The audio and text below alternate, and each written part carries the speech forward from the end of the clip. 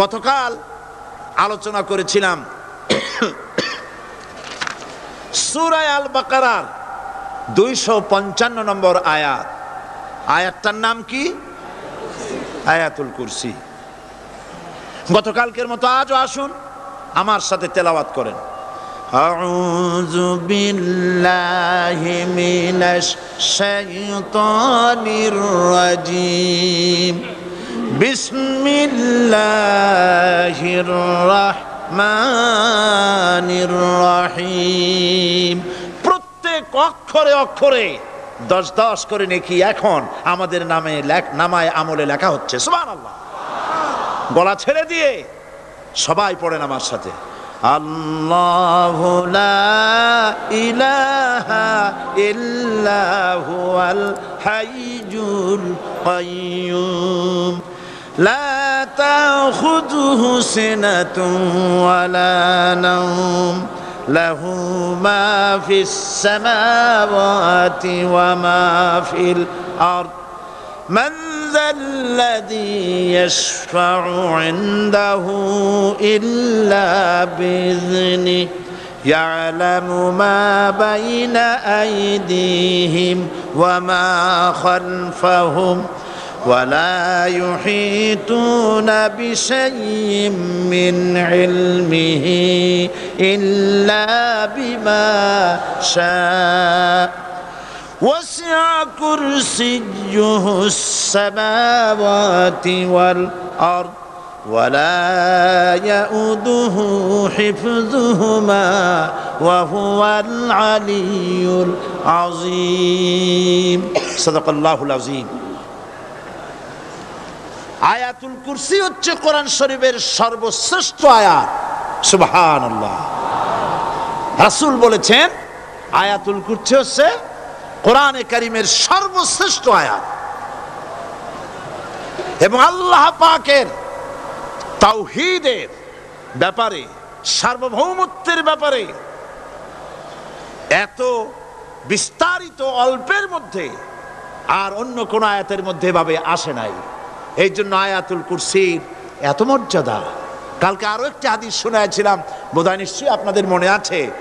প্রত্যেক ফরজ নামাজের পরে আয়াতুল কুরসি যে একবার পড়বে, তেলাওয়াত করবে, কিয়ামতের দিন আল্লাহ পাক তার সম্পর্কে সিদ্ধান্ত নিবেন, তাকে জান্নাত দিয়ে দিবেন। সুবহানাল্লাহ কইতে ইচ্ছে করলো না? আলহামদুলিল্লাহ বলবেন না? তার অর্থ হলো এই আয়াতুল কুরসি যদি মানুষ পড়ে আর বোঝে আর ওই অনুযায়ী যদি আকীদা তৈরি হয়, জীবন তৈরি হয়, তার জীবন জান্নাতের জন্য তৈরি হয়ে যায়। গতকাল আল্লাহ পাকের সার্বভৌমত্বের কথা আমরা আলোচনা করেছিলাম। আজকে আলোচনা করব আল্লাহ পাকের পরিচয়। আল্লাহ পাক তিনি কে? আমরা বলি আল্লাহ। আমরা কি বলি? বলেন সবাই, কি বলি? আমি অনেকবার আপনাদেরকে এই কথাটা বলেছি, বোধহয় নিশ্চয়ই মনে আছে। আল্লাহ এই উচ্চারণটা আমাদের অনেকের হয় না, কেউ বলে না আল্লাহ। আল্লাহ পাকের উচ্চারণটা হচ্ছে, আল্লাহ পাকের নামের উচ্চারণ হচ্ছে আল্লাহ। মুখটা একটু গোল হয়ে যাবে, বলেন আল্লাহ আল্লাহ সুবহানাল্লাহ। পৃথিবীতে বিভিন্ন জাতি তার স্রষ্টাকে, তারা যাকে স্রষ্টা মনে করে বিভিন্ন নামে ডাকে। কেউ বলে ভগবান, কেউ বলে ঈশ্বর, কেউ বলে পরমেশ্বর, কেউ বলে বিধাতা, কেউ বলে গড। বিভিন্ন নামে লোকেরা এভাবে ডাকে। তো ভগবান বললে তার প্রতিশব্দে স্ত্রীলিঙ্গে কি আসে? বলেন ভগবতী। ঈশ্বর বললে স্ত্রীলিঙ্গে কি আসে? ঈশ্বরী। বিধাতা বললে তার স্ত্রীলিঙ্গে কি আসে? বিধাত্রী। গড, এটার স্ত্রীলিঙ্গে আসলে কি হবে? তো প্রত্যেকটি, তারা যে ভাষায় আল্লাহকে ডাকে, প্রত্যেক প্রত্যেকটি ভাষায় স্ত্রীলিঙ্গে একটি প্রতিশব্দ আসে। আল্লাহ এর স্ত্রীলিঙ্গে, এর প্রতিশব্দে আরেকটি শব্দ কি গোটা বিশ্ব খুঁজে পাওয়া যাবে? জোরে বলেন, যাবে? যাবে না। এবং অন্যান্য নামগুলি সন্ধি বিচ্ছেদ করলে অর্থই হবে না। গড এটাকে যদি উল্টায়া বলা হয় তাহলে কি হয়ে যাবে? এবার দেখুন, আল্লাহ এই নাম, আল্লাহর পরিচয় কি? যদি বলা হয় যে আল্লাহর পরিচয় কি, শুধু আল্লাহ দিয়ে আল্লাহকে চেনা যাবে, আল্লাহকে চেনা যাবে। আল্লাহ রাব্বুল আলামিন বলছেন, আল্লাহু লা ইলাহা ইল্লা হুয়াল হাইয়ুল কাইয়্যুম। আল্লাহ হচ্ছেন তিনি যিনি ছাড়া কোনো ইলাহ নাই, মাবুদ নাই, উপাস্য নাই। সুবহানাল্লাহ। এখন আল্লাহর যদি প্রথম একটা অক্ষর আলিফ ছেড়ে দেওয়া হয় তাহলে থাকবে কি? লিল্লাহ। এই লিল্লাহ দিয়েও কেউ যদি আল্লাহর পরিচয় পেতে চায় তাহলে পেয়ে যাবে। আল্লাহ রাব্বুল আলামিন কোরআনে কারীমের ভিতরে শুধু লিল্লাহ দিয়েও আল্লাহকে চেনার ব্যবস্থা করেছেন। লিল্লাহি মা ফিস সামাওয়াতি ওয়া মা ফিল আরদ। আকাশ এবং জমিনের সার্বভৌমত্বের একচ্ছত্র মালিকানা কার? আল্লাহ পাকের। এখন লিল্লাহ থেকে একটা লাম ছেড়ে দেন, কি থাকবে? লাহু। এই লাহু দিয়েও আল্লাহর পরিচয় পাওয়া যাবে, যাবে না? কোরআন বলছে, লাহু মাকালিদুস সামাওয়াতি ওয়াল আরদি ইউবসিতুর রিজকা লিমান ইয়াশা। আকাশ এবং জমিনের রিজকের চাবিকাঠি আল্লাহ পাকের কাছে, যারে খুশি তিনি পর্যাপ্ত রিজক তিনি দান করেন। সুবহানাল্লাহ। এবার লাহুর লাম ছেড়ে দেন, থাকবে কি? একটা অক্ষর। এই একটি অক্ষর দিয়ে আল্লাহ পাকের চেনা যাবে। ইন্নাহু হুয়াল গফুরুর রহিম। তিনি হচ্ছেন মহা ক্ষমাশীল, দয়াবান। আল্লাহর পরিচয় আল্লাহকে দিয়েই জানা যায়। আল্লাহর পরিচয় হচ্ছে তিনি এই আকাশ সৃষ্টি করেছেন, এই জমিন সৃষ্টি করেছেন, মানব গোষ্ঠীকে সৃষ্টি করেছেন। আকাশের স্রষ্টাকে, জমিনের স্রষ্টাকে, মানুষের স্রষ্টাকে আল্লাহ পাক। দেখুন, আল্লাহ পাক আকাশের স্রষ্টা, জমিনের স্রষ্টা, মানুষের স্রষ্টা। এই কথাকে ভুলিয়ে দেওয়ার জন্যে, এই কথাটিকে ভুলিয়ে দেওয়ার জন্য আল্লাহকে অস্বীকার করছে এক শ্রেণীর লোকেরা। তারা বলছে দেয়ার ইজ নো গড, স্রষ্টা বলতে কেউ নাই, আনসিন ইজ নাথিং। মাশাআল্লাহ, আমাদের মঞ্চে এই চট্টগ্রামের গৌরব বিএনপির কেন্দ্রীয় নেতা জনাব সালাউদ্দিন কাদের চৌধুরী সাহেব এসেছেন। আলহামদুলিল্লাহ। আল্লাহ পাক সকলকে কোরআন বোঝার তৌফিক দান করুন, বলি আমিন। আল্লাহ পাক কোরআনকে বোঝার জন্য, আল্লাহকে চেনার জন্য ব্যবস্থা করেছেন। ওরা বলছে কি আনসিন ইজ নাথিং, যা দেখা যায় না সেটা কিছুই না, সেটা বিশ্বাস করি না। তো আল্লাহর যখন রং নাই, গন্ধ নাই, তাকে বিশ্বাস করি কেমনে? বলেন নাউজুবিল্লাহি মিন যালিক। আরে ভাই, তোমরা তো এমন বহু জিনিস আছে যা না দেখে বিশ্বাস করো। আপনারা কি বাতাস দেখেছেন? বিশ্বাস করেন কিনা? বিশ্বাস করেন কিনা? আপনারা কি ইথার দেখেছেন? বিশ্বাস করেন কিনা? ফুলের গন্ধ দেখেছেন কিন্তু বিশ্বাস করেন কিনা? মাধ্যাকর্ষণ শক্তি, ল অফ গ্রাভিটেশন আপনারা চোখে দেখেছেন? বিশ্বাস করেন কিনা? অনেক জিনিস এমন আছে যা আমরা চোখে দেখি না কিন্তু বিশ্বাস করি। হযরত ইমাম আবু হানিফা রাহমাতুল্লাহ আলাইহির সাথে এক নাস্তিকের বহস হবে। স্থান এবং তারিখ নির্ধারণ করা হলো। ইমাম সাহেব দেরি করে আসলেন।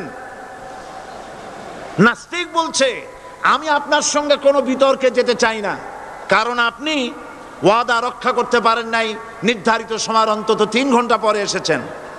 তিনি বললেন, আমি কেন দেরি করলাম সেটা তো তুমি জিজ্ঞেস করবে। আচ্ছা বলেন কেন দেরি করেছেন? তিনি বললেন, দেখো এই জায়গায় আসার পথে একটা নদী বেঁধেছিল, তো আমি আসবো কি করে? আমার কাছে পারাপারের কোনো বন্দোবস্ত ছিল না। এক পর্যায়ে হতাশ হয়ে গেলাম, আমার বোধহয় যাওয়াই হবে না। শেষ পর্যন্ত আমি দেখতে পেলাম হঠাৎ করে আমার পাশে একটা ফলের বীজ পড়লো, তা দিয়ে একটা গাছ অঙ্কুরিত হলো। দেখছি না তা গাছটা একটা ময়ূর হয়ে পরিণত হয়ে গেল। কই থেকে একটা করাতে সে গাছটা কেটে ফেলে দিল। ফটাফট কতগুলি তক্তা বেরিয়ে আসলো, কোথার থেকে একটা হাতুড়ি আর কতগুলি লোহা এসে ঠাস ঠাস করে বাড়ি লেগে একটা কিস্তি তৈরি হয়ে গেল। কিস্তিটার ধাপায় পড়লো নদীতে, আমি লাফ দিয়ে উঠলাম, তাই পার হয়ে আসতে যা দেরি হলো। নাস্তিক বলছে, আপনার সাথে আমি জানছিলাম যে আপনি অত্যন্ত বুদ্ধিমান মানুষ, কিন্তু যে ঘটনা শুনাইলেন আপনার স্ক্রু একটাও টাইট আছে বলে মনে হয় না, আপনার সাথে আর কোনো বহস নয়। তিনি বললেন, কেন? কয় বহস না, আপনি বলছেন যে এইরকম একটা গাছ চারা হয়ে গেল, সাথে সাথে বিনা মিস্ত্রিতে গাছটা কাটলো, তারপর এটা দিয়ে তক্তা হলো, লোহা আসলো, হাতুড়ি হইলো, বিনা মিস্ত্রিতে কিস্তি তৈরি হয়ে গেল, নৌকা এটা পড়লো নদীতে, আর বিনা মাঝিতে আপনি পার হয়ে আসলেন। এটা কি আদৌ সম্ভব? ইমাম আবু হানিফা রাহমাতুল্লাহ আলাইহি বলছেন, তোমার সাথে আমি কোনো কিতাব দিয়ে ঝগড়া করব না, কোনো কিতাব দিয়ে আমি তোমার সাথে বহস করব না। এই একটি দৃষ্টান্ত তোমার জন্য যথেষ্ট। একটা মিস্ত্রি ছাড়া যদি একটা কিস্তি তৈরি না হতে পারে, একটা গাছ কেটে তক্তা যদি না হতে পারে, এই বিশাল আকাশ, এই বিশাল জমিন, আর তোমার মতো এরকম একটা সুন্দর মানুষ বিনা মিস্ত্রিতে বিনা স্রষ্টায় তৈরি হলো কেমনে?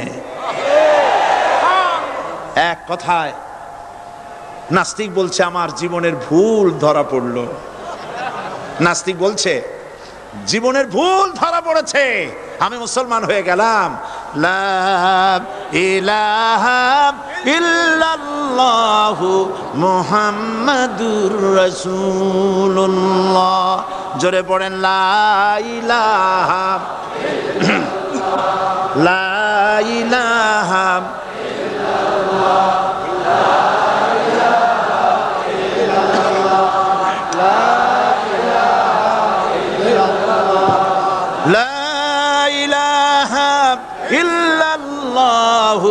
মুহাম্মাদুর রাসূলুল্লাহ। প্রিয় কোরআন পাগল ভাই সব, মাহফিল কর্তৃপক্ষ আমাকে স্লিপ দিয়েছে, প্রচন্ড চাপ সৃষ্টি হয়েছে চতুর্দিকের রাস্তায়, মানুষ বসার জায়গা পাচ্ছে না, দাঁড়াবারও জায়গা নাই। আমরা তো এই মাঠ টেনে লম্বা করতে পারবো না, তবে আপনারা একটু চেপে বসলে বোধহয় ভালো হয়। আপনারা কি রাগ করবেন নাকি? তাহলে বসা অবস্থায় দাঁড়াবেন না মোটেই? বসা অবস্থায় সামনের দিকে একটু এগিয়ে আসা যায় কিনা?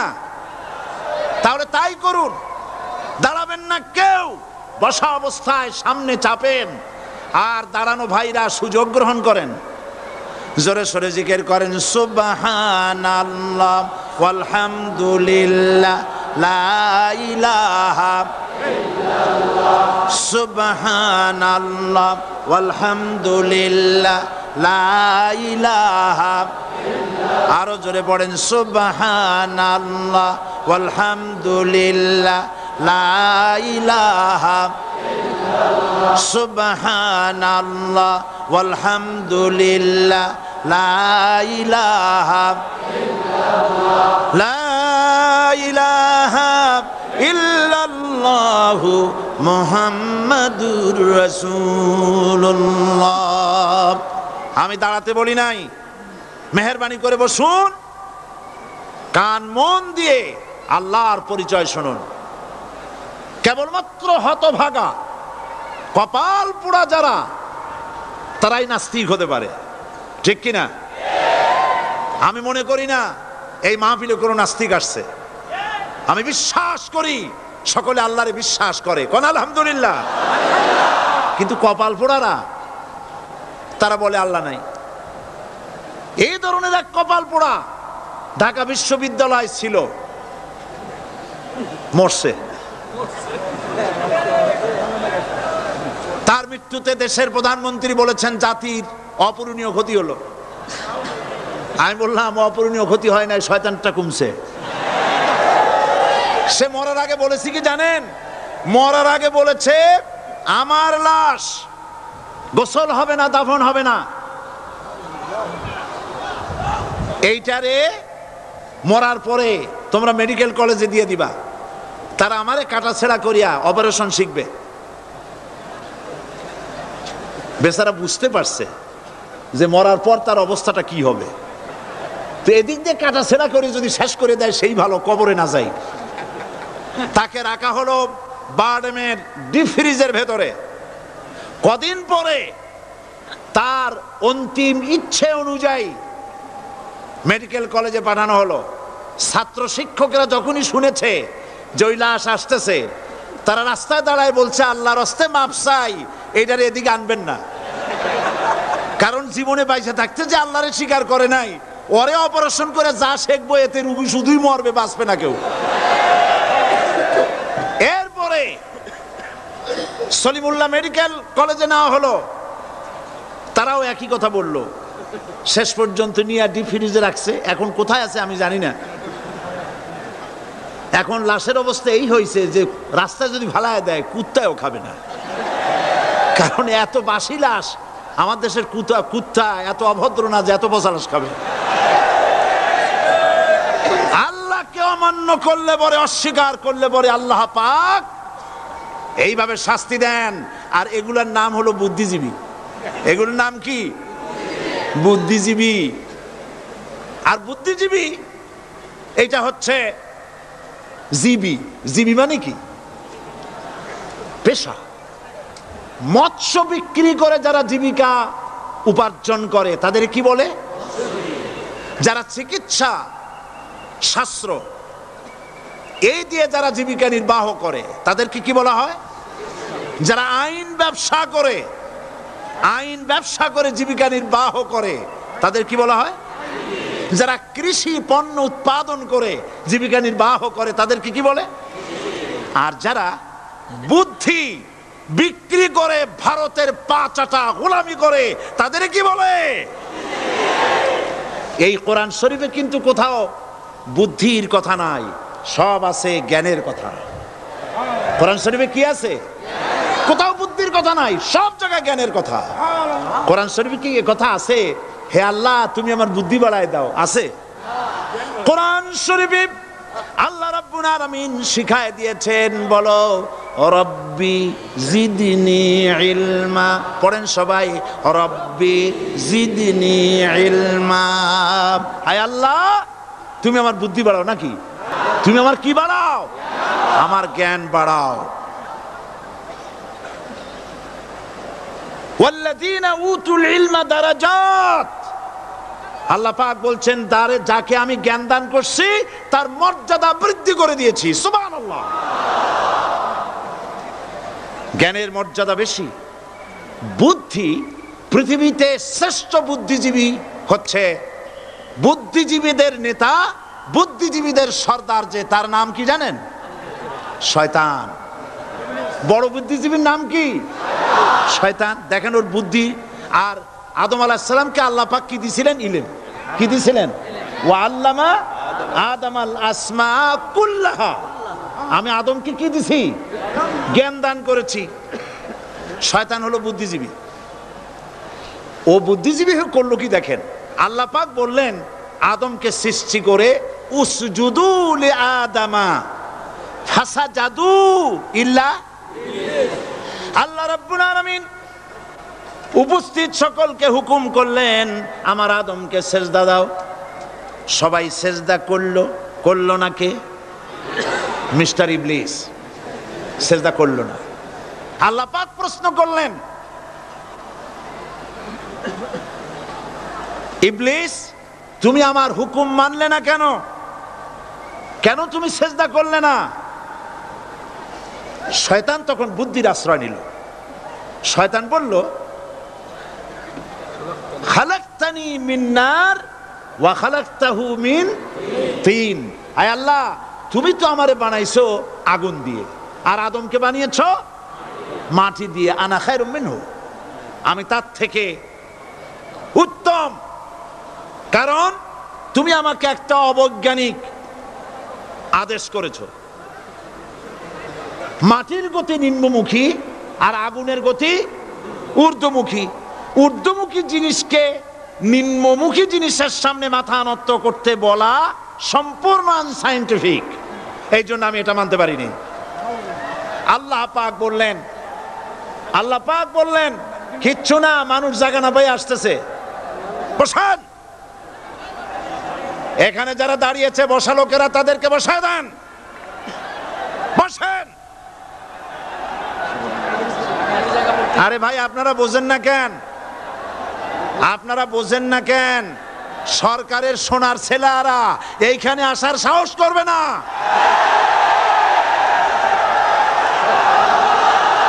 জায়গা পায় না।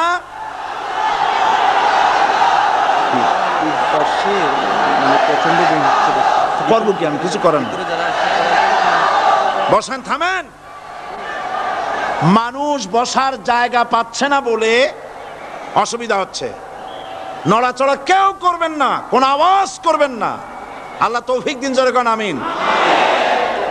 আল্লাহ পাক বলেন, ইন্নাকা রাজিম মারদুদ, তোর উপরে আল্লাহর লানত, অভিশাপ, আমার দরবার থেকে বেরিয়ে যা। তাহলে এই হলো বুদ্ধির দশা। এবার দেখেন জ্ঞানের দশা কি। জ্ঞান দেওয়া হয়েছিল কারে বলেন? একটা জিনিস লক্ষ্য করুন, আল্লাহ পাকের হুকুম শয়তান লঙ্ঘন করেছে। আদম আলাইহিস সালামও হুকুম কি করেছেন? অমান্য করেছেন। করেন নাই? ভয় পান নাকি বলতে? আদম আলাইহিস সালাম আল্লাহ পাকের হুকুম অমান্য করছেন কিনা? অমান্য করেছেন। কি আল্লাহ পাক বলেছেন? এই জান্নাতের সব কিছু নাজ নেয়ামত ভোগ করো, কিন্তু এই গাছের কাছেও যেও না। নিষেধ করেন নাই? হযরত আদম আলাইহিস সালাম ভুল করলেন, আল্লাহ নিষিদ্ধ বৃক্ষের কাছে গেলেন, স্বামী স্ত্রী দুজনে নিষিদ্ধ ফল ভক্ষণ করলেন। এরপরে হযরত আদম আলাইহিস সালাম মহা চিন্তার ভিতরে পড়ে গেলেন, কি সর্বনাশ করলাম। এখন যদি আল্লাহ যদি আমারে প্রশ্ন করেন, আমার হুকুম কেন অমান্য করলে, তাহলে আমি কি জবাব দেব? আদম আলাইহিস সালামের কাছে জবাব ছিল না জবাব? তিনি যদি বুদ্ধির আশ্রয় গ্রহণ করতেন, তাহলে তিনি বলতেন, আল্লাহ পাক যখনই প্রশ্ন করেছিলেন তিনি বলতে পারতেন যে আল্লাহ, আমি না হয় একটা ভুল করছি, ঠিক আছে, আমি একটা ভুল করে ফেলেছি, কিন্তু তুমি বলো জান্নাতের এত সব গাছ লাগাইলা যেগুলির ফল খাওয়া যাবে, এমন একটা গাছ কেন তুমি সেখানে লাগাইছো যে গাছের কাছেও যাবে না, ফল খাওয়া যাবে না, এমন একটা বিপদ আমার ভালাই লাগান। তিনি যদি বুদ্ধির আশ্রয় নিতেন তাহলে এরকম কথা বলতে পারতেন। আবুল বাশার সমস্ত সৃষ্টি জগতের আদি পিতা হযরত আদম আলাইহিস সালামকে আল্লাহ পাক জ্ঞান দান করেছিলেন। তিনি বুদ্ধির আশ্রয় গ্রহণ না করে তিনি জ্ঞান দ্বারা বুঝতে পারলেন, সবলকে দুর্বলকে যদি বাঁচতে হয় মহাশক্তিধরের সামনে বিনা শর্তে মাথা নিচু করে দিতে হয়, আর্গুমেন্ট করা যায় না। সত্য সত্যি আল্লাহ প্রশ্ন করলেন, আদম আমার হুকুমটা ভাঙলা কেন? হযরত আদম আলাইহিস সালাম কোনো আর্গুমেন্ট পেশ না করে তিনি বিনয়ের সাথে কেঁদে কেঁদে বললেন, রব্বানা যালামনা আনফুসানা ওয়া ইন লাম তাগফির লানা ওয়া তারহামনা লানাকুনান্না মিনাল খাসিরিন। সবাই পড়েন, রব্বানা যালামনা আনফুসানা ওয়া ইন লাম তাগফির লানা ওয়া তারহামনা লানাকুনান্না মিনাল খাসিরিন। হায় আল্লাহ পাক, আমি আমার নফসের উপরে জুলম করেছি, অত্যাচার করেছি, তুমি যদি আমাকে ক্ষমা না করো, দেখেন জ্ঞান কত, তুমি যদি আমাকে ক্ষমা না করো আর আমার প্রতি যদি করুণা না করো, তার মানে হলো শুধু ক্ষমা করলে হবে না, শুধু ক্ষমা করলে হবে না, ক্ষমা করে আমার প্রতি করুণা করে আবার তোমার রহমতের কোলে টেনে নিতে হবে, নইলে পরে লানাকুনান্না মিনাল খাসিরিন, ক্ষতিগ্রস্ত হয়ে যাব। মাফও করবা, করুণাও করবা। সুবহানাল্লাহ ওয়া বিহামদিহি। আল্লাহ পাক দুজনকেই পাঠায় দিলেন। শয়তান আসলো, শয়তান হইয়া আদম আলাইহিস সালাম হলেন, তার ভুল মাফ হয়ে গেল, নবুয়তের মর্যাদা দিয়ে আল্লাহ পাক পৃথিবীতে পাঠায় দিলেন। সুবহানাল্লাহ। সুতরাং কোরআন শরীফে কোথাও বুদ্ধির কথা নাই, জ্ঞানের কথা আছে। আল্লাহ পাক বলছেন, আমি আদম, আমি দাউদ এবং সুলাইমানকে জ্ঞান দান করেছি, ইব্রাহিমকে জ্ঞান দান করেছি। কোরআন শরীফের বহু জায়গায় শুধু জ্ঞানের কথাই বলা হয়েছে। সুবহানাল্লাহ ওয়া বিহামদিহি। সুতরাং বুদ্ধিজীবী, এই বুদ্ধিজীবীরা তারা আসল জ্ঞানটা নাই। আসল জ্ঞান কোনটা বলেন, কোনটা? ডক্টর শহীদুল্লাহ মরহুম, আমি অনেকবার বলেছি তার কথা, আল্লাহ তাকে জান্নাতুল ফেরদাউস নসিব করুন, বলেন আমিন।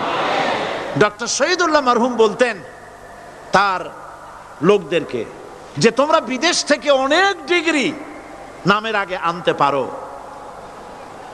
তোমরা পণ্ডিত, একথা আমি স্বীকার করি, কিন্তু কোরআন শরীফের জ্ঞান যদি না থাকে তাহলে পণ্ডিতের আগে আর একটা শব্দ বসবে, মূর্খ পণ্ডিত।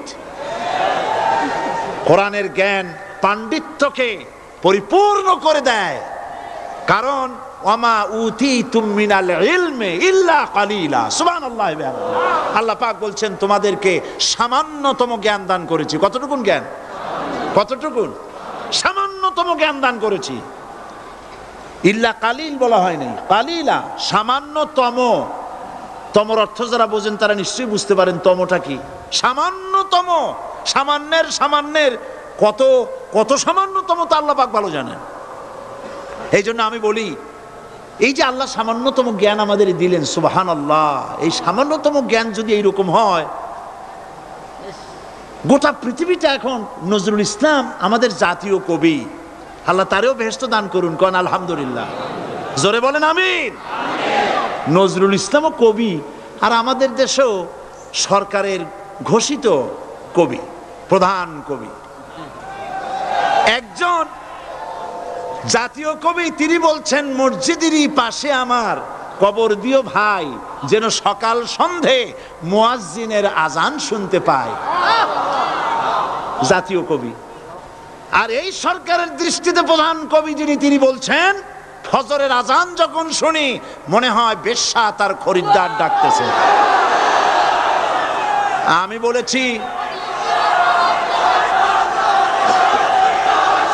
বলেছি এটা তো তুমি শুনবাই, কারণ ছাত্র জীবন থেকে ওই আওয়াজ শোনার যাদের অভ্যেস, বুড়া হইছে এখনো বেশ্যার আওয়াজ ছাড়ার কানে কিছুই আসে না। নাউজুবিল্লাহ, নাউজুবিল্লাহ, আল্লাহর লানত। বন্ধুগণ, মানুষ নাস্তিক হয় কখন? যখন তার কাছে আসল জ্ঞান থাকে না। কোরআন হচ্ছে আসল জ্ঞান। কাজী নজরুল ইসলাম বলেছেন, আজ থেকে কত বছর আগে, বিশ্ব নিখিল দেখবো আমি আপন হাতের মুঠায় পুরে। আজকে পৃথিবী আপনার মুঠায় আসছে না? উনি দেখে যান নাই, কিন্তু আসছে কিনা? আজকের পৃথিবীর নাম হয়েছে গ্লোবাল ভিলেজ। গোটা পৃথিবী এখন একটা পল্লী। আমেরিকার নির্বাচনের ফলাফল আমরা এখানে বসে দেখতেছি, দেখতেছেন কিনা? আমেরিকা একটা প্যাচ লাগিয়ে গেছে না? কালকে বলছি, আমেরিকায় তো এরকমের বাংলাদেশি প্যাচ লাগা উচিত ছিল না, কিন্তু প্যাচটা লাগলো কেন? আমার মনে হয় যে আমাদের দেশের সরকার প্রধান বারবার যাওয়াতে এই রোগ ওখানেও সংক্রামিত হয়েছে।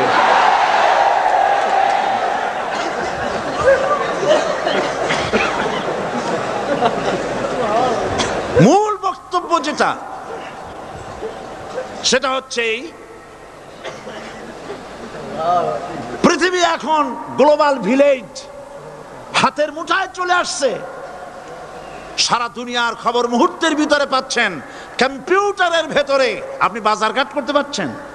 আপনার বাড়িতে কম্পিউটার টিপে, আমি এবার লন্ডন থেকে যখন আসতেছিলাম, এনসাইক্লোপিডিয়া ব্রিটানিকা 2000 সালের বইটা আনতে চাইলাম।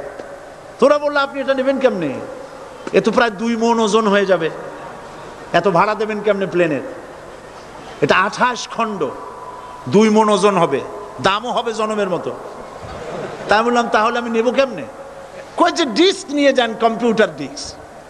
মারাত্মক কথা, সেটা কেমনে? ওরা আমাকে একটা কিনে দিয়ে দিল, এতটুকুন একটা ডিস্ক। এটা ঢুকাই দিলে 2 মণ 28 খণ্ড এটার মধ্যে ঢুকে গেছে। কি আজীব তামাশা! আপনার কম্পিউটার কে নাকি প্রশ্ন করেছিল যে বর্তমান যুগ তো কম্পিউটারের যুগ, ভবিষ্যতের যুগ কি হবে? যে জবাবে বলেছে ভবিষ্যৎ হবে বেশি কম্পিউটারের যুগ। গোটা দুনিয়া মানুষের মাথার মধ্যে আল্লাহ ঢুকাই দিয়েছেন, সুবহানাল্লাহ বলবেন না? বিজ্ঞানের আবিষ্কার দেখে যারা কোরআন জানে না, বিজ্ঞানের প্রতি আকৃষ্ট হয়ে তারা মনে করে বিজ্ঞান বুঝি সব। না, বিজ্ঞানের আবিষ্কার যত বাড়বে কোরআন বোঝা তত সহজ হবে। তাও সুবহানাল্লাহ কইতে ইচ্ছা করে না? বিজ্ঞানের আবিষ্কার যত বাড়বে, কিয়ামত পর্যন্ত পৃথিবীর বিজ্ঞানীরা কোরআনের সামনে ভিক্ষুকের মতো 2টি হাত পেতে দাঁড়িয়ে থাকবে। কারণ ইয়াসিন ওয়াল কোরআনিল হাকিম, এটা বিজ্ঞানময় কোরআন। জোরে বলেন সুবহানাল্লাহ। বিজ্ঞান দিয়ে ভরা, সুবহানাল্লাহ। আমি অবাক হই, আল্লাহ বলছেন ওমা উতিতু মিনাল ইলমি ইল্লা কালিলা, সামান্যতম জ্ঞান দিছি। যখন আমি পাথফাইন্ডারের কথা শুনলাম, মঙ্গল গ্রহে গেছে 8 মাস সময় লাগলো, প্রতি মিনিটে 1600 মাইল গতিবেগে, প্রতি মিনিটে 1600 মাইল গতিবেগে 8 মাস পথ অতিক্রম করে মঙ্গল গ্রহে অবতীর্ণ করলো পাথফাইন্ডার। পর্দাটা ফেটে গেল, ছোট্ট 10 কেজি ওজনের একটা গাড়ি বেরিয়ে এলো, 4 চাকার একটা গাড়ি। ওর মধ্যে পাওয়ারফুল ক্যামেরা আরো কি কি ছিল, সেটা ওখান থেকে ফটোগুলি ক্যাচ করছে আর ট্রান্সমিট করে দিচ্ছে নাসায়। সেখানে বিজ্ঞানীরা বসে দেখতেছে পৃথিবীর মাটি থেকে 49 কোটি কিলোমিটার দূরে মঙ্গল গ্রহের ছবি ওখান থেকে আসতেছে। এক পর্যায়ে বিজ্ঞানীরা তারা দেখতে পেল যে এই পাথফাইন্ডারটা চলতে গিয়ে একটা পাথরের সাথে ধাক্কা লেগে কাইট হয়ে পড়ে গেছে। এখন এটা কাইট হয়ে পড়ে গেছে, এখন তো তার ফাংশন বন্ধ হয়ে গেছে। বিজ্ঞানীরা মাটির পৃথিবীতে বসে কম্পিউটার মনিটরিং করে 49 কোটি কিলোমিটার দূরের কাইট হয়ে পড়ে যাওয়া পাথফাইন্ডারকে সোজা করে দিল। আমি চিন্তা করি, আল্লাহ পাক বলছেন ওমা উতিতু মিনাল ইলমি ইল্লা কালিলা, তোমাদের সামান্যতম জ্ঞান দিছি। এই যদি হয় সামান্যতম জ্ঞান, আমার আল্লাহর জ্ঞান কত বড়! এ হচ্ছে আমার আল্লাহ, সুবহানাল্লাহ বলেন। এই হচ্ছে আমার আল্লাহ।